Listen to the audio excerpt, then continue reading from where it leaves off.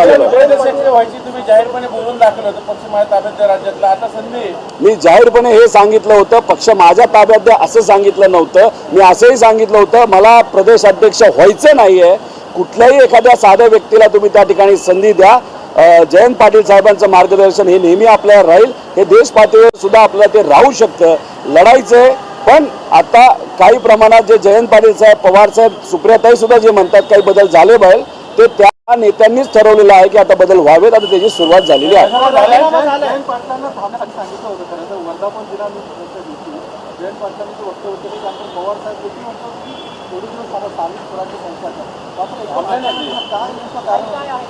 बघा पवार साहेब, जयंत पाटील साहेब, सुप्रियाताई, अनेक इतर नेते यांच्याबरोबर बैठक झालेली आहे. बैठकीत जे ठरले ते आता त्या ठिकाणी होत असताना आपल्या सगळ्यांना बघायला मिळेल. आता ते राजीनामा दिला म्हणून बीजेपीत जातील ते सुद्धा घाबरणारे कुठे? आतापर्यंत साहेबांबरोबर राहिलेले आहेत. सत्तेसाठी काय ते विचार सोडून जाणार नाहीत.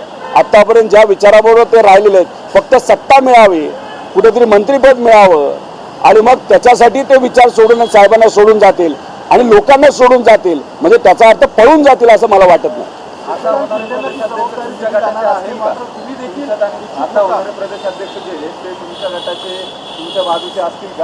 पक्षात आमच्यात गटच नाही. जयंत पाटील साहेबांबरोबर मी पण काम केलेलं आहे. जे नवीन येणार आहेत आता ते कोण आहेत अजून कळलेलं नाही. चर्चा फक्त लोकांमध्ये आहे. 15 तारखेला पवार साहेब आणि जयंत पाटील साहेब स्वतः आणि सुप्रियाताई ते नाव डिक्लेअर करतील असं आम्हाला सगळ्यांना वाटतं.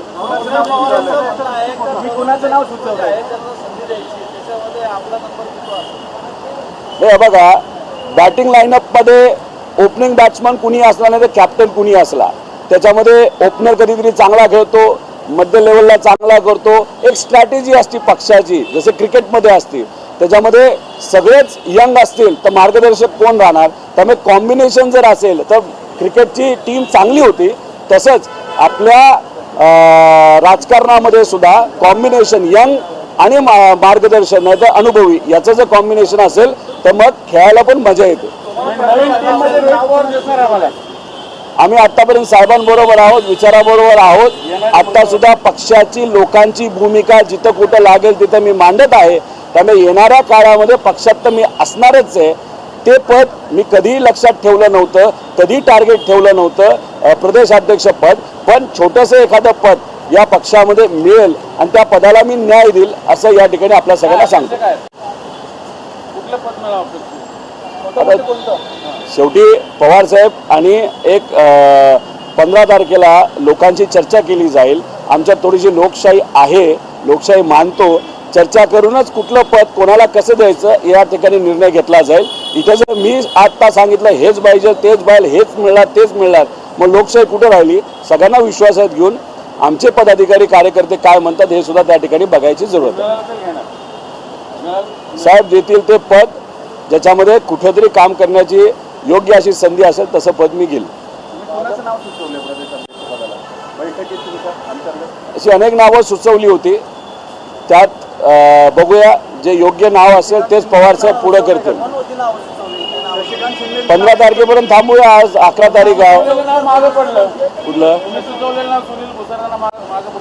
कुठलं नाव? आम्ही कुठलंच नाव तिथं सुचवलं नव्हतं. जी 4 नावं सुचवली होती त्यातले आता योग्य अशी चर्चा सुरू आहे. आणि जसं मी तुम्हाला सांगतो तसं तुमची सुद्धा अपेक्षा अशी होती की कदाचित प्रदेशाध्यक्षपद मला मिळेल पण तशी चर्चाच झाली नव्हती. तसंच मी तुम्हाला सांगतोय काय अशी ठराविक महत्त्वाची पदे आहेत जी प्रदेशाध्यक्षाला ताकद देण्यासाठी महत्त्वाची पदे आहेत. त्याच्यामध्ये सुद्धा काही जे सुनील भुसारांचं नाव तुम्ही घेतलं त्या विशिष्ट एका पदासाठी कदाचित आम्ही त्यांचं नाव पुढे केलं असेल. ते प्रदेशाध्यक्ष नसेल पण दुसरं एखादं महत्त्वपूर्ण जबाबदारी त्यांच्याकडे असू शकते. कार्याध्यक्ष असणार नाही असणार हे 15 तारखेला अध्यक्ष डिक्लेअर होतील असं मला वाटतं. आणि त्यानंतर काही दिवसात बाकीची पदं त्या ठिकाणी दिली जातील.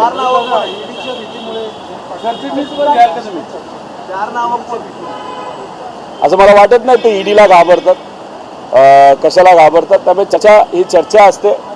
अनेक लोक जे घाबरलेले आहेत ते आता शिफ्ट झालेले आहेत, ते आता सरकारमध्ये जाऊन बसलेले आहेत. विचारासाठी जेव्हा आपण लढतो तेव्हा सोपं नसतं. अनेक अडचणी सोसाव्या लागतात. कष्टातून एखादी कंपनी आपण मोठी केलेली असती त्याच्यावर सुद्धा हे लोक अडचण आणताना आपण सगळ्यांनी बघितलेलं आहे. एखाद्या लोकांकडे संस्था असतात, त्या संस्थेला सुद्धा त्या ठिकाणी अडचणीत आणलं जातं. आता कुणाल पाटील आहेत, आता पुरंदरची चर्चा तिथं सुरू झालेली आहे. मग कुठेतरी त्यांच्या संस्थेवर, व्यवसायावर दबाव टाकून, अडचणीत आणून मग कुठेतरी त्यांना त्या ठिकाणी निर्णय घ्यावा लागतो. आत्तापर्यंत आम्ही सुद्धा अनेक अडचणीला सामोरे जाऊन सुद्धा विचाराबरोबर राहिलेलो आहोत. जर सगळेच त्यांच्याकडे गेले मग लोकांसाठी लढणार कोण, असा प्रश्न आम्हाला सगळ्यांना पडतो. म्हणून आम्ही आदरणीय पवार साहेबांबरोबर विचाराबरोबर त्या ठिकाणी लढत आहोत.